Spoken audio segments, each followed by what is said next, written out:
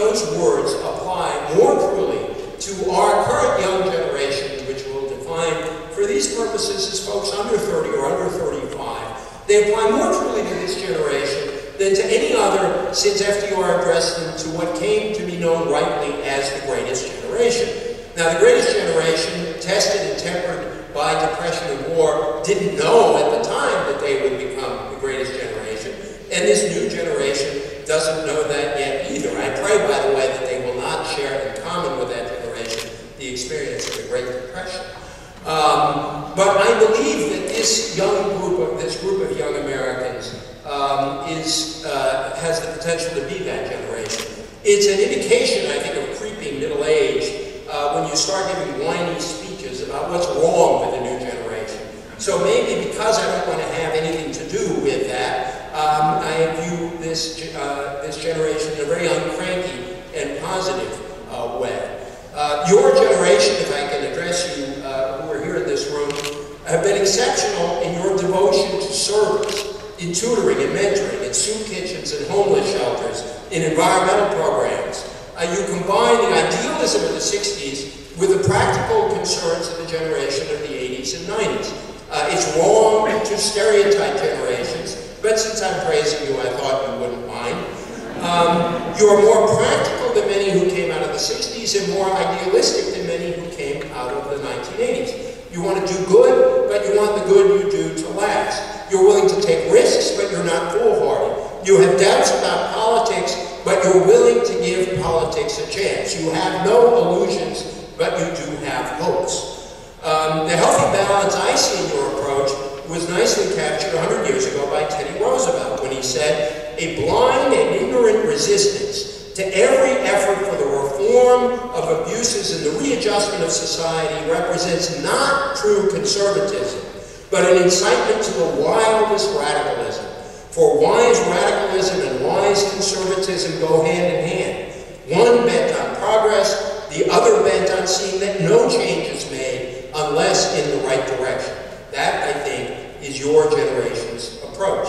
In our country's history, the great reforming generations are the ones who marry their aspirations to service with the possibilities of politics. Again, that link between community work and political work. They harness the good work done one-on-one in local communities to larger movements for change in our nation and our world. Your generation has the opportunity to restore a faith in public life that began eroding before you were born in the divisions spread by Vietnam and in the ashes of public trust left by the fires of the Watergate scandal.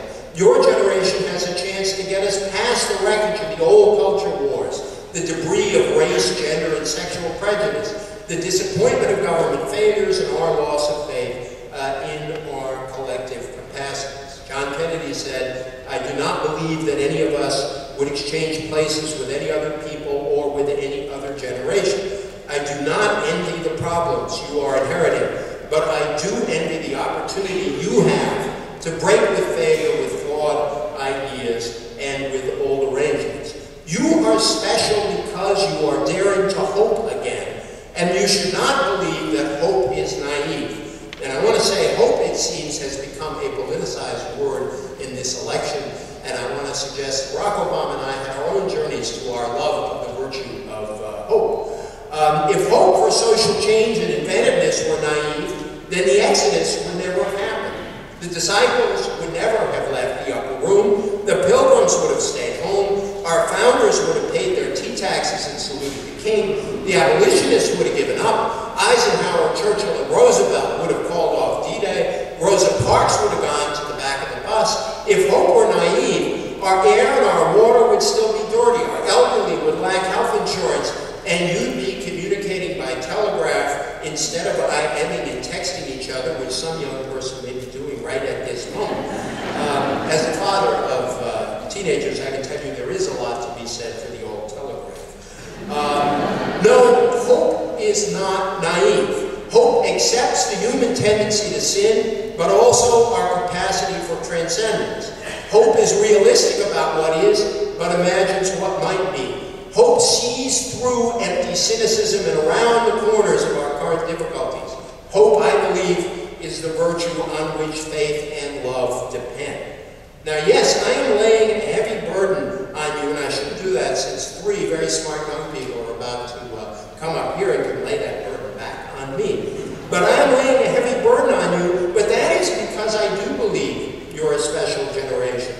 I don't think you just have to work hard to lead happy and successful lives, to love your families, and to be good to your own kids, although I want you to do all that.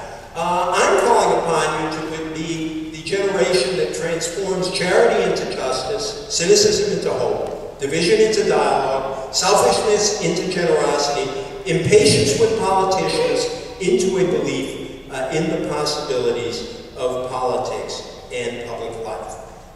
50 years from now, when this great community, which is so engaged in public life, has a session like this, having a conversation like this, I hope that you 3 and every other young person in the room is here, and that you will agree that you were indeed part of a greatest generation that transformed a time of peril and confusion into an era of reform and renewal. And you know what? I think you're going to do it. Thank you very, very much.